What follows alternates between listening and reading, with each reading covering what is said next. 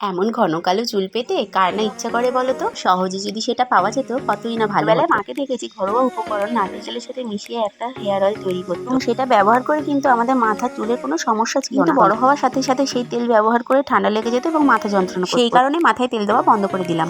Video shoot করবো কি, আমার চিংকি সোনার এখন আদর খাবার পালা। ব্যাস, ছোট মানুষ গায়ে কম্ম সেরে দিয়েছে, আবার চেঞ্জ করে আসতে হলো। যত্ন নেওয়ার সময় নেই, মাথায় তেলও মাখছিলাম না, ব্যাস চুল পরে টান গজিয়ে যাচ্ছিল। হারানো চুল উদ্ধার করতে নিজেই উপায় বার করলাম। বিশ্বাস করো, আমি এত ভালো বেনিফিট পাবো ভাবতেই পারি। এই তেলটা ইউজ করে আমার চুল পড়া ও খুশকির সমস্যা অনেকটা সমাধান হয়েছে, আর চুল হয়ে উঠেছে সিল্কি ও শাইনি। আর সবচেয়ে বড় ব্যাপার হলো মাথা যন্ত্রণা ও ঠান্ডা লাগার হাত থেকে রেহাই পেয়েছি। তেলটা বানালাম তা তোমাদের সাথে শেয়ার করছি, আশা করি তোমরাও বেনিফিট পাবে।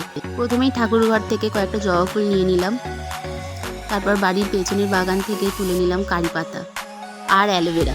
বলে রাখি, এই তেলটি তৈরি করতে অ্যালোভেরা জেলই দরকার। এবার একটা থালায় সমস্ত উপকরণগুলো সাজিয়ে নিলাম।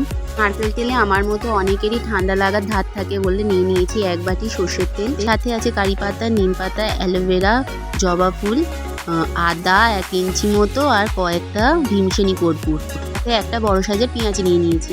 এইসব উপকরণের সাথে আমি কিন্তু 3টে বড় বড় সাইজের আমলকি নিয়েছি। এবার একটা পাত্রের মধ্যে সর্ষের তেল সহ সব উপকরণগুলো একসাথে দিয়ে দিলাম।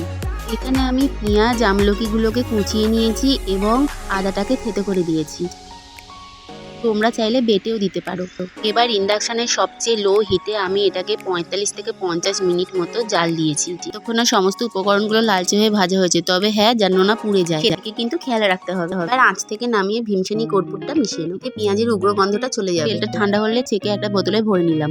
এবার এর মধ্যে 15 ফোঁটা মতো রোজমেরি এসেন্সিয়াল অয়েল মিশিয়ে নিলাম, আর মিশিয়ে নেবো 2 থেকে 3 চামচ মতো ক্যাস্টর অয়েল। ব্যাস, তাহলেই রেডি আমাদের ম্যাজিক্যাল হেয়ার অয়েল। আগের দিন রাতেরবেলা মাথার স্ক্যাল্পে ও লেন্থে ভালো করে লাগিয়ে নিয়ে পরের দিন শ্যাম্পু করে নিতে পারো, অথবা শ্যাম্পু করার 3 ঘন্টা আগেও এটা অ্যাপ্লাই করতে পারো। শ্যাম্পু করার পর চুলটা যখন শুকিয়ে যাবে তখনই বুঝতে পারবে কেন এটাকে ম্যাজিক্যাল হেয়ার অয়েল বলছি। ঝরে পড়া, খুশকি, অকালপক্ষ, ড্রাই ড্যামেজ হয়ে যাওয়া, চুলের শাইন চলে যাওয়া, মাথার স্ক্যাল্পে ফুসকুড়ি চুলকানি হাত থেকে বাঁচে এই তেলটা। তার জন্য একটা লাইক ও চ্যানেলটাকে সাবস্ক্রাইব করার অনুরোধ।